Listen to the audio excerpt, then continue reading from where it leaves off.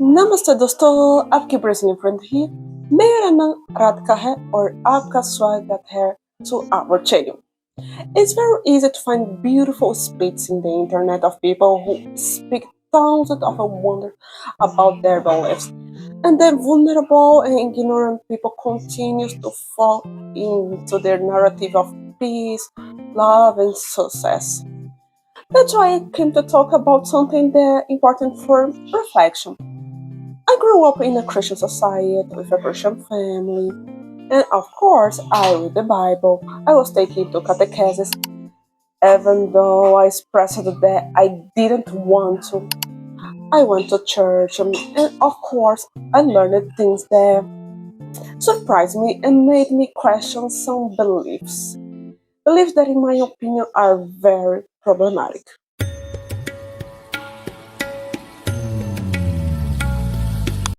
Starting with the most obvious and one of the softest reasons.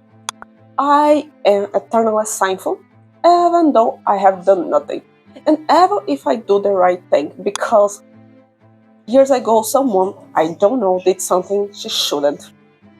Eve ate the forbidden fruit, and now I have to have pain in childbirth, and of course be submissive to my husband, because in Genesis 3:16 is written, to the woman he said, I will surely multiply your pain in childbirth. In pain you shall bring forth children. Your desire shall be contradictory to your husband, but he shall rule over you. So I have to suffer to bring life into the world and be obedient to my husband, even if you live in discord, just because Eve ate the forbidden fruit. Now, why I have the fault? Why I need to deal with the consequences? I once heard from a Christian here that her grandmother spent her life being assaulted by her husband, and her grandmother, being a fervent Christian, was always silent. And this girl had the courage to say that her grandmother was honored by God because her grandfather died. I was so sad to see how religion makes some people so blind that they see some abuses being committed against themselves and they try to justify thinking that it's divine test to overcoming. Like, it's really sad. Another verse that horrified me is Numbers 31:17, and it says something like, now therefore kill every man among the little ones, and kill every woman who has known a man by sleeping with him. But all the younger girls who have not known a man by sleeping with him, keep alive for yourselves. Yes, in this verse, God is talking about the woman captured as spoils of war. If you read the whole text, you will see that the reason is even worse.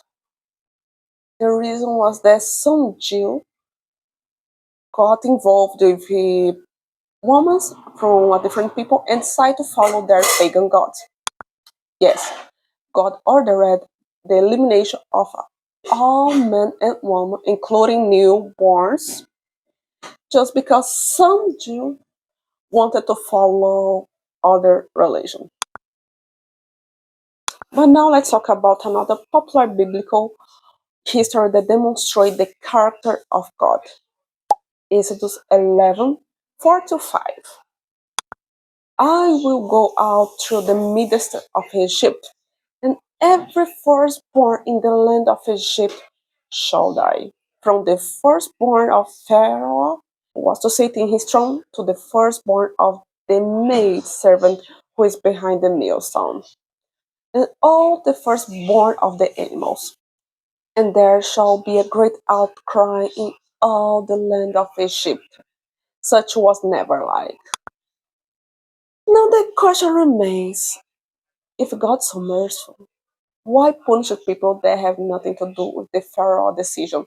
It was not the Egyptians people who want to stop the Israelis, but He still killed even the animals. He had no mercy, even for the animals. Even for animals.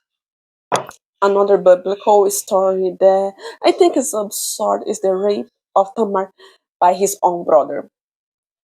Basically, Tamar's brotherly went to the bed, pretending to be sick, and asked her to bring food. So she got there, he grabbed her, and she said with all the letters, "No, please don't do this to me, don't force me, this is wrong." But he didn't care and abused her. And not only that, but he put her out and asked the two slaves to knock the door behind her.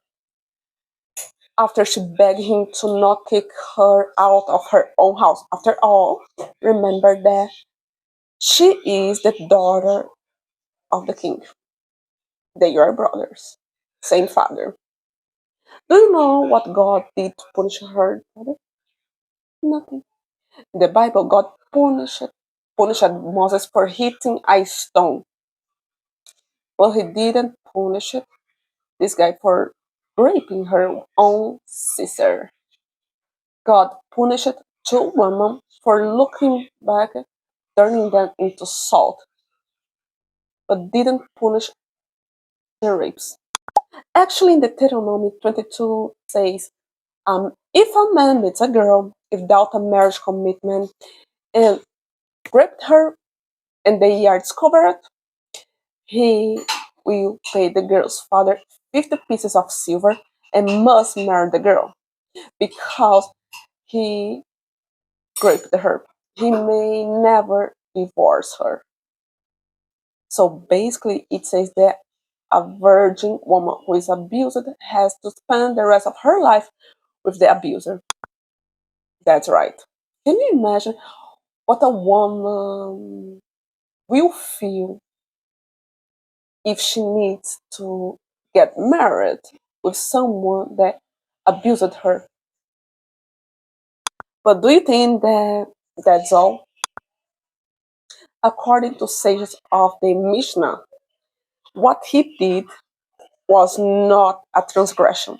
And I will read the Jew explanation of why it's not a transgression. It's not my opinion, it's what they say. Ammon's love for Tamar was not, however, such a transgression, as is usually supposed, for although she was a daughter of David, her mother was a prisoner of war who had not yet become Jewish. Consequently, Tamar also had not entered the Jewish community. That is, since she was the daughter of a sex slave, and her mother had not converted, so what he did, it was not a transgression. He could even had married with her according to Jewish law of their time. I think I don't need to say anything else, right? I could bring more verses, including heavier verses, but I think for today it's enough, right? I am tired, but tell me if you already knew these stories. And don't forget that if you like the video, leave your like and send this video to your friend or relative who is thinking following Christianity, firmly gay.